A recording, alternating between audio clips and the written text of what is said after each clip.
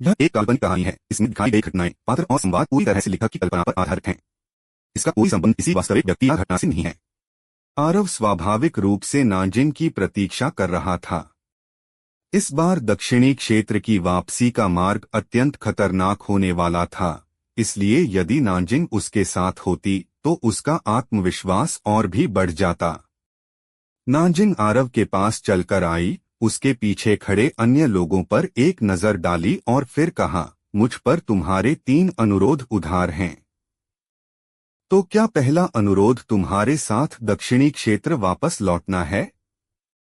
आरव ने उसे सुधारते हुए कहा, यह मुझे दक्षिणी क्षेत्र तक सुरक्षित पहुंचाना है। नाजिन की शक्ति पर कोई संदेह नहीं था और आरव को यहाँ तक महसूस होता था कि एक शिखर आत्मिक स्तर का विशेषज्ञ भी नाजिन का मुकाबला नहीं कर पाएगा, क्योंकि जब नाजिन के हाथ में स्वर्गभेदी भाला होता था तो वह वास्तव में बेहद भयानक हो जाती थी। भले ही आरव का वर्तमान शरीर वायुक और लाव्य दोनों से आगे निकल चुका था और उसके पास तलवार क्षेत्र भी था, फिर भी आरव को नाजिन को हराने की अपनी क्षमता पर पूरा भरोसा नहीं था। नाजिन ने उदासीनता से आरव की ओर देखा और कहा, हमारे बीच हुए समझौते को याद रखना। आरव ने गंभीर स्वर में सिर हिलाया और कहा, बिल्कुल। यदि दक्षिणी क्षेत्र के वे मामले न होते जिन्हें उसे सुलझाना था, तो आरव की भी अभी उसके साथ जी भरकर लड़ने की इच्छा होती। दुर्भाग्य से उसे और भी महत्वपूर्ण कार्यों पर ध्यान देना था। नाजिन और कुछ नहीं बोली और बस चुपचाप एक तरफ खड़ी हो गई। इसी बीच घने जंगल के भीतर से अचानक एक काली आकृति उभरी और आरव की ओर तेजी से झपटी। वह इतनी तेज थी कि उसने कुछ ही पलों में 300 मीटर की दूरी तय कर ली। यह कोई और नहीं बल्कि अर्जुन था, जो दुश्मनों की स्थिति का पता लगाने गया था। तलवार सम्राट, हमसे लगभग 300 किलोमीटर दूर एक पर्वत श्रृंखला पर कुछ 100 विशेषज्ञ मौजूद हैं। उनमें 32 आत्मिक स्तर के विशेषज्ञ हैं और उनमें से अधिकांश दूसरे या तीसरे रैंक के हैं। बाकी सब राजा स्तर के साधक हैं। उन सभी ने काले लबादे पहने हुए हैं। वे भूत संप्रदाय के सदस्य प्रतीत होते हैं, अर्जुन ने बताया। 32 आत्मिक स्तर के विशेषज्ञ। आरव ठंडी हंसी हंसा और बोला, भूत संप्रदाय वास्तव में मुझे बहुत बड़ा खिलाड़ी समझता है, लेकिन मुझे सच में आश्चर्य होता है, क्या हमारे बीच कोई बहुत पुरानी दुश्मनी है? देखा जाए तो भूत संप्रदाय ने अतीत में उसके खिलाफ इसलिए कार्रवाई की थी क्योंकि वह तलवार संप्रदाय से था, लेकिन अब वह वहां नहीं था। इसलिए तर्कसंगत रूप से भूत संप्रदाय को उसके खिलाफ कार्रवाई जारी नहीं रखनी चाहिए थी। तभी अर्जुन के बजाय नीरव ने अचानक कहा, तलवार सम्राट, जयव्रत भूत संप्रदाय के एक ऐसे बुजुर्ग का पोता था जिसका संप्रदाय में बहुत बड़ा अधिकार है। वह व्यक्ति जिसने आपको मारने के लिए विनाश संघ को बड़ी कीमत दी थी, वह भूत संप्रदाय नहीं था, बल्कि वह बुजुर्ग खुद था। इसलिए मुझे लगता है कि यह समूह भूत संप्रदाय के आदेश पर नहीं आया होगा, बल्कि वे उस बुजुर्ग के भरोसेमंद अधीनस्थ हैं। तो यह कारण है। आरव को बात समझ में आ गई और फिर उसने ठंडी हंसी के साथ कहा, इससे कोई फर्क नहीं पड़ता कि वे भूत संप्रदाय से हैं या किसी अन्य संप्रदाय से। चूंकि वे आ गए हैं तो उन्हें अब वापस लौटने की जरूरत नहीं है। इस क्षण से आप सभी अलग हो जाएं और अपनी मर्जी से हत्याएं करें। काम पूरा होने के बाद मैं सबसे ज्यादा हत्या करने वाले को 10 उच्च श्रेणी के ऊर्जा पत्थर और सभी प्रकार के 20 उच्च श्रेणी के तंत्र इनाम में दूंगा। आरव की बात सुनकर सभी हत्यारे थोड़े दंग रह गए और फिर नीरव और अर्जुन मौके से गायब हो गए और दूरी की ओर निकल पड़े। अर्जुन और नीरव को हरकत में देख बाकी लोगों को भी होश आया और उनकी आकृतियां भी तेजी से दूर निकल गईं। आखिरकार 10 उच्च श्रेणी के ऊर्जा पत्थर और विभिन्न प्रकार के 20 तंत्र एक ऐसा इनाम था जो आरोहण रैंकिंग्स के शीर्ष 5 विजेताओं को मिलने वाले पुरस्कारों से भी कहीं अधिक था। तो वे इससे आकर्षित क्यों न होते? उन सभी के जाने के बाद केवल आरव और नांजिन ही उस स्थान पर बचे। नांजिन ने अचानक कहा, उनकी ताकत बुरी नहीं है। हालांकि मुझे नहीं लगता कि वे किसी संप्रदाय को हिला सकते हैं। यदि तुम्हारे पास कोई अन्य तुरुप का पत्ता नहीं है तो तुम अभी दक्षिणी क्षेत्र लौटकर केवल मौत को गले लगा रहे हो। बेशक यदि तुम मौत की तलाश में हो तो यह मेरा काम नहीं है। मुझे बस उम्मीद है कि ऐसा होने से पहले हमारे बीच एक युद्ध हो सके। आरव ने उसे कोई जवाब नहीं दिया और इसके बजाय दूर क्षितिज की ओर देखने लगा। उसकी नजर की दिशा में दक्षिणी क्षेत्र था और वहीं पुष्प महल की दिशा भी थी। दक्षिणी क्षेत्र महाचिन साम्राज्य के भीतर एक गुप्त कक्ष। युवा स्वामी आरव ने दक्षिणी क्षेत्र की अपनी वापसी यात्रा शुरू कर दी है। उनके साथ रहस्यमयी हत्यारों का एक समूह है। वे हत्यारे अत्यंत दुर्जेय हैं और उनकी चाल असाधारण रूप से चौंकाने वाली है। हमारे सदस्य उनके करीब जाने की हिम्मत नहीं कर पा रहे हैं, इसलिए हम उनकी असली पहचान निर्धारित करने में असमर्थ हैं। वे सभी हत्यारे आरव के प्रति बहुत सम्मानित हैं, इसलिए उन्हें उस शक्ति का हिस्सा होना चाहिए जिसे उन्होंने गुप्त रूप से स्थापित किया है। एक महिला ने मेज के पीछे बैठी नयनतारा से धीरे से कहा। थोड़ी देर बाद नयनतारा ने पूछा, दक्षिणी क्षेत्र की किन शक्तियों ने उसे रास्ते में मारने के लिए विशेषज्ञों को भेजा है? ज्ञात शक्तियां आदित्य विद्यालय, भूत संप्रदाय और पुष्प महल हैं, महिला ने धीमी आवाज में कहा। नयनतारा ने पूछा, उन भेजे गए विशेषज्ञों की साधना क्या है? भूत संप्रदाय और पुष्प महल ने केवल आत्मिक स्तर के विशेषज्ञों को भेजा है, जबकि आदित्य विद्यालय ने आत्मोन्नति स्तर के विशेषज्ञों को भेजा हो सकता है, महिला ने उत्तर दिया। नयनतारा की सुंदर भौहें सिकुड़ गईं। थोड़ी देर बाद उसने कहा, सभी हत्यारों को प्राचीन युद्ध क्षेत्र में उसे लेने के लिए भेज दो। उन सभी से कहो कि उन्हें उससे मिलने पर बिना शर्त उसका पालन करना होगा और इसमें तुम भी शामिल हो। समझी? महिला दंग रह गई और स्वाभाविक रूप से बोल पड़ी, क्यों? नयनतारा उस महिला की ओर देखने के लिए मुड़ी और उस नजर ने महिला को तुरंत ठंडे पसीने में डाल दिया।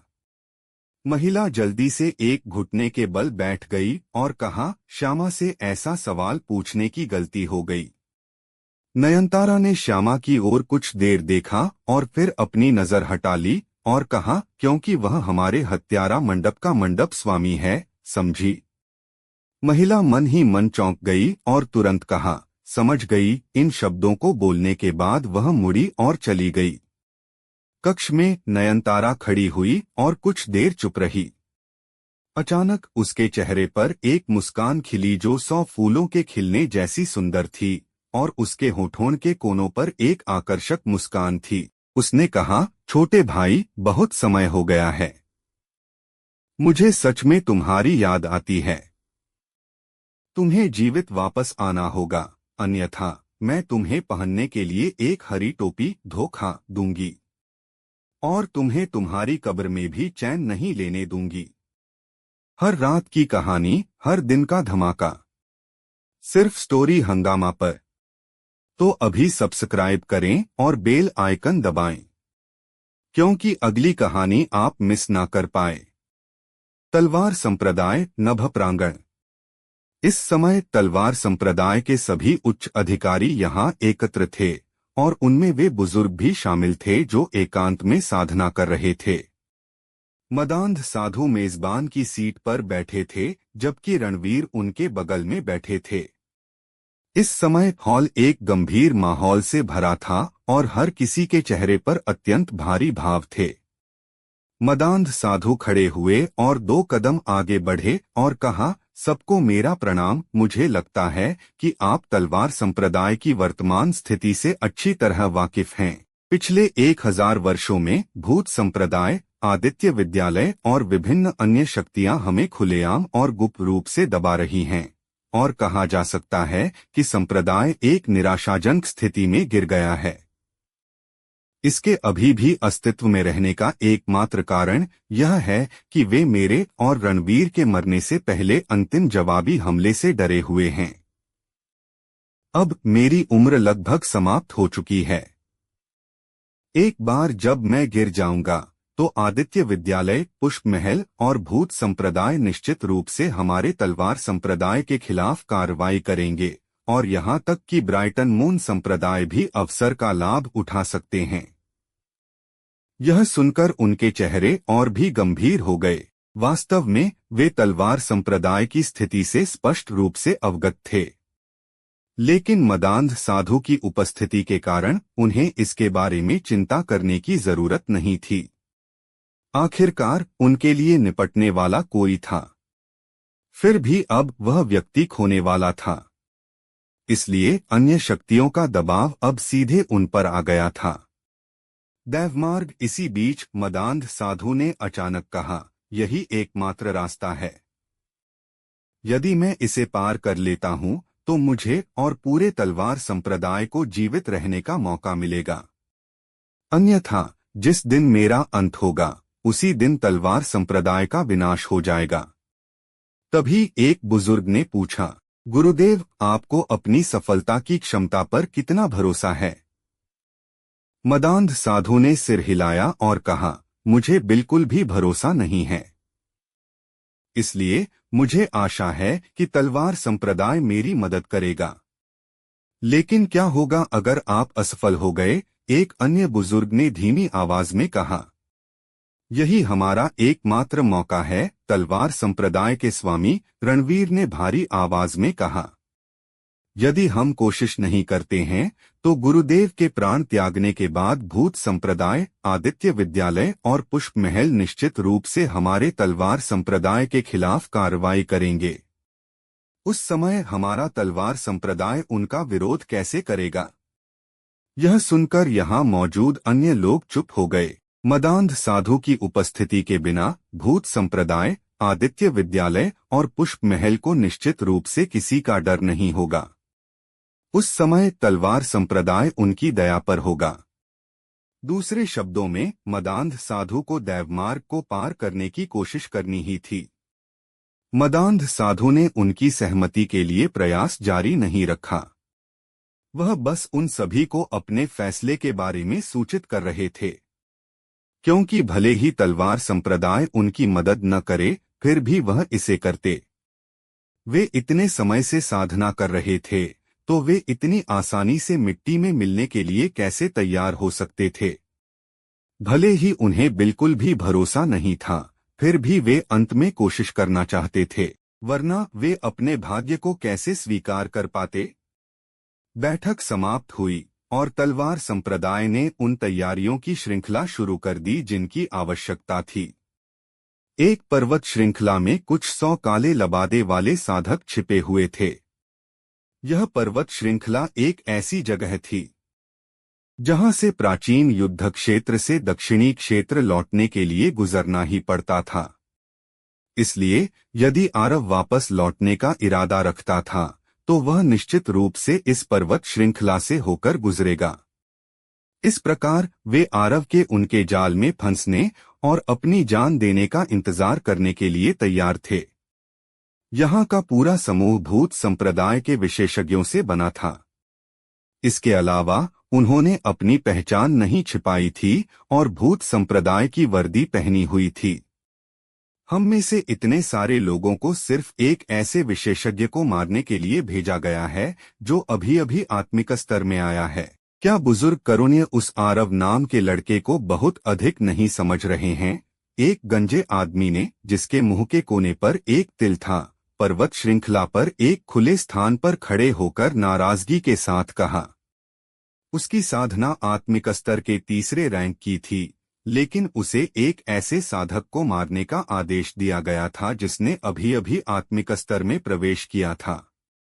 इसके अलावा उसे कई अन्य लोगों के साथ यहाँ भेजा गया था। इससे उसे महसूस हुआ कि बुजुर्ग करुण्य उसे जानबूझकर दंडित कर रहे थे। भैरवेश, उस आरव को कम मत समझो। उसके बगल में एक काले लबादे वाले मध्यम आयु वर्ग के व्यक्ति ने धीमी आवाज में कहा। भले ही उसने अभी अभी आत्मिक स्तर में प्रवेश किया है, लेकिन हम भी उसके लिए मुकाबला नहीं हो सकते। आखिरकार वह दक्षिणी क्षेत्र की आरोहण रैंकिंग्स में प्रथम है और उसने तलवार इंटेंट को समझ लिया है। इसके अलावा उसे अब तलवार सम्राट कहा जाता है। मेरा मानना है कि उसकी ताकत निश्चित रूप से उसकी साधना से अधिक है। तलवार इंटेंट भैरवेश उपहास के साथ हंसा और बोला, यह केवल चौथे स्तर की तलवार इंटेंट है। इसमें डरने की क्या बात है?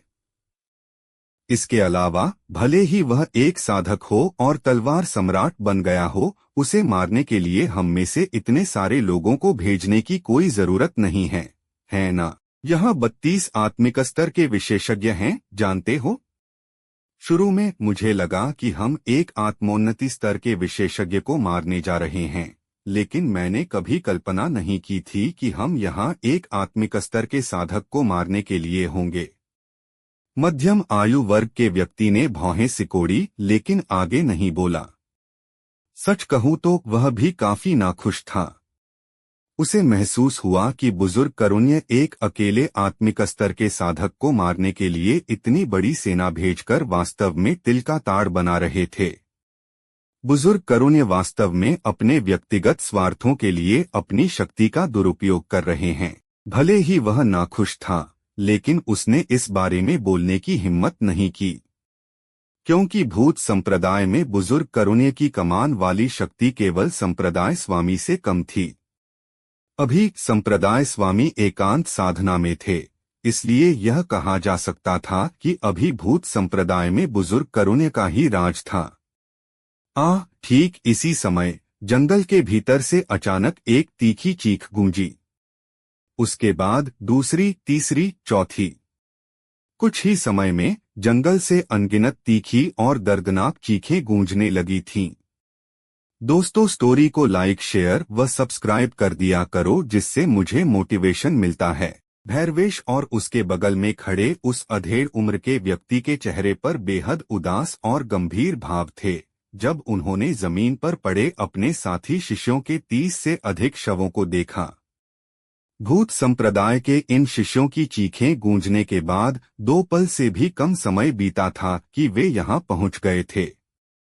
हालांकि इतनी गति के बावजूद वे यह नहीं देख पाए कि इन शिष्यों को किसने मारा था, यहाँ तक कि उन्हें किसी की परछाई तक नजर नहीं आई। ये सभी शिष्य राजा स्तर के शिखर पर थे, फिर भी ऐसे विशेषज्ञों के पास प्रतिरोध करने की शक्ति तक नहीं थी और उन्हें मार दिया गया। यह सिर्फ एक दुश्मन नहीं है, भैरवेश ने धीमी आवाज में कहा। गुई, तुम्हारे पास व्यापक ज्ञान है, क्या तुमने कुछ गौर किया? गुई नाम के उस अधेड़ व्यक्ति ने अपना सिर हिलाया और कहा, तुम सही कह रहे हो, यह सिर्फ एक दुश्मन नहीं है, लेकिन यह जानना असंभव है कि वे वास्तव में कितने हैं। क्योंकि मैंने आसपास की जांच की है और वहां कोई निशान नहीं है, यहाँ तक कि ऊर्जा का भी कोई अंश नहीं है। लेकिन एक बात पक्की है, इन्हें हत्यारों ने मारा है, और वह भी पेशेवर हत्यारों के एक समूह ने। यह वास्तव में पेशेवर हत्यारों का ही काम था, भैरवेश ने कहा। उनके तरीके बेहद सटीक और सीधे थे। उन सभी की गर्दन पर एक ही घाव कर उन्हें मार दिया गया। और ये शिष्य जो चीखें निकाल पाए, वह शायद हत्यारों ने जानबूझकर होने दिया। वे हमें अव्यवस्था में डालना चाहते हैं ताकि उन्हें हमारी सेना पर और हमले करने के अवसर मिल सकें। गुई काफी देर तक चुप रहा और फिर बोला, सभी शिष्यों को सूचित करो कि वे 5-5 के समूह बना लें और हर समय सतर्क रहें। भैरवेश, हम खुद जांच करने जाएंगे। मुझे देखने दो कि आखिर किस शक्ति ने हमारे भूत संप्रदाय के खिलाफ कदम उठाया है। ठीक उसी समय उनके दाईं ओर लगभग 100 मीटर की दूरी पर भूत संप्रदाय के एक शिष्य की चीख गूंजी। आसपास के सभी लोग चौंक गए और तेजी से आवाज की दिशा में मुड़े। वहां एक बिना सिर वाला शिष्य पड़ा था और उसकी गर्दन से फव्वारे की तरह खून निकल रहा था। हालांकि उस शिष्य को मारने वाला व्यक्ति पहले ही जा चुका था। भूत संप्रदाय के सभी शिष्य इस दृश्य को देखकर आतंकित हो गए। उनकी नाक के नीचे एक शिष्य मारा गया था, फिर भी वे अपराधी की परछाई तक नहीं देख पाए थे। तो वे भयभीत क्यों न होते? भैरवेश और गुई ने एक दूसरे की ओर देखा और उनकी आंखों में गंभीरता साफ झलक रही थी। एक हत्यारा उनके इतने करीब था, फिर भी उन्हें पता नहीं चला, और उनके पक्ष के एक शिष्य के मारे जाने के बाद भी उन्हें हत्यारा दिखाई नहीं दिया। इस समय दोनों गंभीर हो गए थे, क्योंकि जरा सी लापरवाही उनकी जान ले सकती थी। एक समूह में 10 लोग होंगे और प्रत्येक समूह में 2 आत्मिक स्तर के विशेषज्ञ होने चाहिए, गुई ने भारी आवाज में कहा। हर समूह दूसरे से 60 मीटर से अधिक दूर नहीं होना चाहिए। सभी पूरी सतर्कता बरतें। हम तेजी से पीछे हटेंगे और जल्द से जल्द इस जंगल से बाहर निकलेंगे। इस समय गुई के मन में बहुत पछतावा था। उसे इस जंगल में शिविर लगाने का दुख था। यहाँ का जंगल घना था, इसलिए हत्यारों के लिए हमले करने के लिए यह निस्संदेह सबसे अच्छी जगह थी। आखिरकार यहाँ छिपने के लिए बहुत सारी चीजें थीं। अगर यह समतल मैदान होता तो हत्यारे इतनी बेखौफ होकर काम करने की हिम्मत नहीं करते। भूत संप्रदाय के अन्य शिष्य भी इस सिद्धांत को समझ गए थे और वे तुरंत पीछे हटने लगे। एक घने पेड़ पर नीरव ने पीछे हटते हुए उन शिष्यों को देखा और उसके चेहरे पर एक संतोषजनक मुस्कान तैर गई। उसने कहा, अर्जुन, अब तुम्हारे चमकने का समय है। बोलते ही उसने अपने पहने हुए छाया सेट को देखा और कहा, ये वास्तव में अद्भुत खजाने हैं। इसके साथ मैं आत्मिक स्तर के शिखर विशेषज्ञों की भी हत्या कर सकता हूँ, है ना? हाँ हाँ। जैसे ही उसने अपनी बात खत्म की, नीरव की आकृति एक परछाई की तरह चमकी और वह वहीं गायब हो गया। वे बिना छाया सेट के भी भूत संप्रदाय के इन शिष्यों को मार सकते थे, लेकिन वे इसे इतनी खामोशी से और दुश्मन को अपनी परछाई दिखाए बिना नहीं कर सकते थे। छाया सेट उनके लिए शेर को पंख लगने जैसा था। जैसे ही नीरव वहां से निकला, आरव, नाजिन और वे 2 आत्मोन्नति स्तर के हत्यारे वहां प्रकट हुए। जब आरव ने भूत संप्रदाय के सदस्यों को पीछे हटते देखा तो उसने कहा, बुरा नहीं है, भूत संप्रदाय का यह नेता मूर्ख नहीं है। दुर्भाग्य से अब पीछे हटने में बहुत देर हो चुकी है। मेरी जानकारी के अनुसार तुम उड़ने वाले डार्क बिस्ट्स को बुलाने में सक्षम हो। अगर ऐसा है तो तुम उन्हें बुलाकर सीधे दक्षिणी क्षेत्र क्यों नहीं लौट जाते? नानजिंग ने कहा, वापस जाते समय इतना खून खराबा करने की क्या जरूरत है? आरव मुस्कुराया और बोला, क्या तुम्हें नहीं लगता कि हम इसे अभ्यास और खुद को निखारने के एक रूप में ले सकते हैं? इसके अलावा जो लोग मुझे मारना चाहते हैं, उन्हें यह नहीं पता कि मैं भी वास्तव में उन्हें मारना चाहता हूँ। चूंकि उन्होंने मुझे ऐसा मौका दिया है और अपने लोगों को अपनी जान गंवाने के लिए मेरे पास भेजा है, तो मैं उन्हें क्यों न मारूं? इस बार मैं उन सभी साधकों का सफाया करने का इरादा रखता हूं जो मुझे मारने आए हैं। जब वह यहां तक बोला, आरव के भाव बर्फ जैसे ठंडे थे। नाजिंग ने अपना सिर हिलाया और कहा, इतिहास के तलवार सम्राटों में केवल तुम ही सबसे दयनीय लगते हो जिसने हर किसी को अपना दुश्मन बना लिया है। आखिरकार अतीत के हर तलवार सम्राट को पाने के लिए सभी शक्तियां पागलों की तरह लड़ती थीं, फिर भी तुम ऐसे हो जिसका पीछा सभी शक्तियां मारने के इरादे से कर रही हैं। क्या तुम अकेलेपन और दुर्भाग्य के लिए ही बने हो? आरव के होंठ फड़फड़ाए। वह कब से मजाक करना सीख गई थी। आखिरकार उनकी पूरी यात्रा के दौरान वह चुप रही थी, भले ही उसने बातचीत शुरू करने की कोशिश की हो, और उसने आरव के साथ ऐसा व्यवहार किया था जैसे उसका कोई अस्तित्व ही न हो। आरव ने नाजिंग के अपमान को नजरअंदाज किया और पीछे मुड़कर उन 2 काली पोशाक वाली महिलाओं को देखा। उसकी आंखों में बेबसी की झलक थी। शुरुआत में वह बहुत खुश था जब बीरा ने उन्हें उसके साथ भेजा था। आखिरकार क्या वह उनके साथ रहते हुए अपने सभी दुश्मनों को नहीं मार पाएगा? हालांकि वास्तविकता वैसी नहीं थी जैसी उसने उम्मीद की थी, क्योंकि वे केवल उसकी सुरक्षा के लिए जिम्मेदार थीं और बाकी सब कुछ पूरी तरह से नजरअंदाज कर देती थीं। सीधे शब्दों में कहें तो वे उसकी बात बिल्कुल नहीं मानती थीं।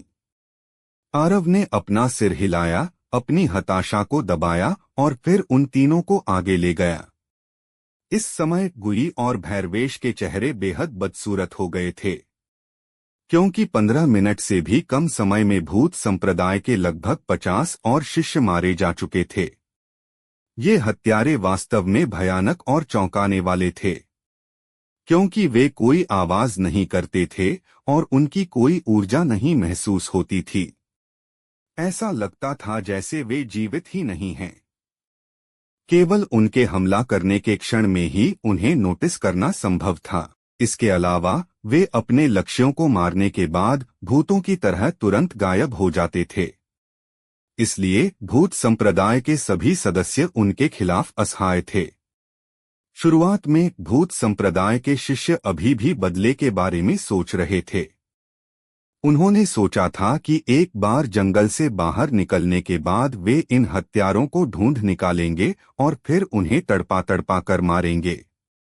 लेकिन अब उन्होंने वह विचार पूरी तरह से छोड़ दिया था।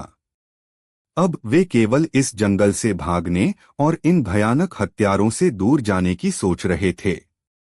अगर यह आमने सामने की लड़ाई होती तो वे इन हत्यारों से बिल्कुल नहीं डरते। दुर्भाग्य से ऐसा नहीं था।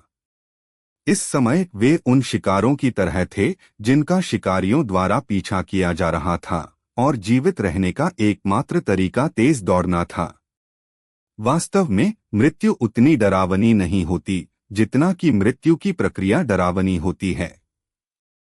जैसे जैसे उन्होंने अपने साथियों को एक एक करके और इतने अजीब तरीके से मरते देखा, भूत संप्रदाय के सभी शिष्य वास्तव में डर गए, क्योंकि अब तक उन्हें अपने दुश्मनों की परछाई तक नहीं दिखी थी।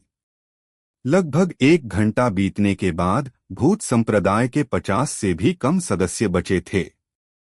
ये 50 वे अभिजात वर्ग थे जिन्हें भूत संप्रदाय से भेजा गया था और उनमें से अधिकांश आत्मिक स्तर के विशेषज्ञ थे। दूसरे शब्दों में व्यावहारिक रूप से सभी कमजोर शिष्यों का सफाया हो गया था और केवल श्रेष्ठ ही बचे थे। नीरव और अन्यों ने हमला करना जारी नहीं रखा क्योंकि वे एक अच्छे अवसर की प्रतीक्षा कर रहे थे। आखिरकार इन 50 विशेषज्ञों में से अधिकांश आत्मिक स्तर पर थे, इसलिए भले ही वे इन 50 विशेषज्ञों की हत्या करने में सक्षम थे, वे बिना आवाज किए या कोई निशान छोड़े इसे पूरा नहीं कर सकते थे। इसलिए वे एक मौके का इंतजार कर रहे थे। वैसे भी इन लोगों के लिए विशाल पर्वत श्रृंखला से बचना असंभव था, है ना? इस समय गुई और अन्य लोग अत्यधिक सतर्कता बरत रहे थे। उनके शरीर की हर नस तनाव में थी और जरा सी भी असामान्य हलचल उन्हें निर्णायक हमला करने के लिए मजबूर कर देती। इस समय उन सभी ने बुजुर्ग करोने के पूरे परिवार को उनके पूर्वजों तक को कोसा। आखिरकार अगर उसने निजी दुश्मन से बदला लेने के लिए अपने अधिकार का दुरुपयोग नहीं किया होता तो वे प्राचीन युद्ध क्षेत्र में कैसे आते? अगर वे यहाँ नहीं आते तो उनमें से इतने लोग कैसे मरते? मौत तो ठीक थी, लेकिन सबसे हास्यास्पद बात यह थी कि वे अभी तक यह पता नहीं लगा पाए थे कि उन्हें मारने वाले लोग कौन थे या वे किस शक्ति से थे। इससे अधिक दुखद और कुछ नहीं हो सकता था। अचानक गुई की पुतलियां सिकुड़ गईं और उसके दिल की गहराई से खतरे की तीव्र भावना उठी। वह सहज रूप से 10 मीटर दूर एक तरफ उछला और जैसे ही वह हटा, जहां वह खड़ा था वहां एक काली पोशाक वाली आकृति अचानक प्रकट हुई। इसके अलावा एक खंजर जो ठंडी चमक बिखेर रहा था, उस काली आकृति के साथ वहां पहुंचा। काली पोशाक वाले व्यक्ति को थोड़ा आश्चर्य हुआ जब उसने देखा कि गुई वास्तव में पहले ही बच निकला है, और फिर उसकी आकृति थोड़ी हिली और वह तुरंत उसी स्थान पर गायब होकर पीछे की ओर भाग गया। गुई स्वाभाविक रूप से हत्यारे को जाने नहीं देता। वह तुरंत गुस्से में चिल्लाया और काली पोशाक वाले व्यक्ति की ओर झपटा। बाकी लोग थोड़े स्तब्ध रह गए और फिर उन्होंने गुई और उस काली आकृति का पीछा किया। इतने लंबे समय के बाद वह हत्यारा आखिरकार विफल हो गया था और खुद को उजागर कर दिया था, तो वे ऐसा मौका कैसे गंवा सकते थे। इससे पहले हत्यारों से बचाव के लिए ये शिष्य एक दूसरे से 1.5 मीटर से अधिक दूर नहीं थे। लेकिन अब क्योंकि कुछ शिष्यों की ताकत कम थी या वे गति में कमजोर थे, उस हत्यारे का पीछा करते समय उनके बीच तुरंत फासला बन गया। अचानक एक शिष्य का शरीर वहीं जड़ हो गया। उस शिष्य की आंखें फटी की फटी रह गई और वे अविश्वास से भरी थीं और उसकी गर्दन पर एक गहरा लाल घाव देखा जा सकता था। उसके बाद एक और व्यक्ति वहीं जम गया। अगला दृश्य बेहद चौंकाने वाला था। आसपास कई काली पोशाक वाली आकृतियां लगातार चमकने लगीं और भूत संप्रदाय के शिष्य एक-एक करके गिरने लगे। मात्र 10 पलों से कुछ अधिक समय में भूत संप्रदाय के 50 शिष्यों में से केवल 5 ही बचे थे। गुई और अन्य रुक गए और उन्होंने पीछा करना जारी नहीं रखा। इस समय वे यह कैसे नहीं समझ पाते कि वे एक जाल में फंस गए हैं।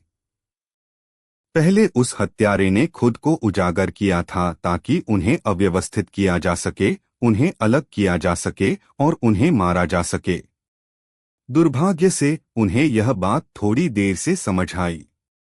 ठीक इसी समय उनके चारों ओर अनगिनत काली पोशाक वाली आकृतियां प्रकट हुईं। इन आकृतियों ने उन पांचों को घेर लिया और फिर उनके सामने एक पुरुष और एक महिला दिखाई दिए।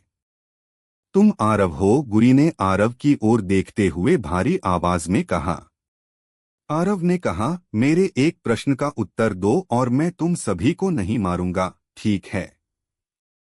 अब क्या होने वाला है आगे सुनते रहिए सर्वशक्तिमान हमारे चैनल स्टोरी हंगामा पर।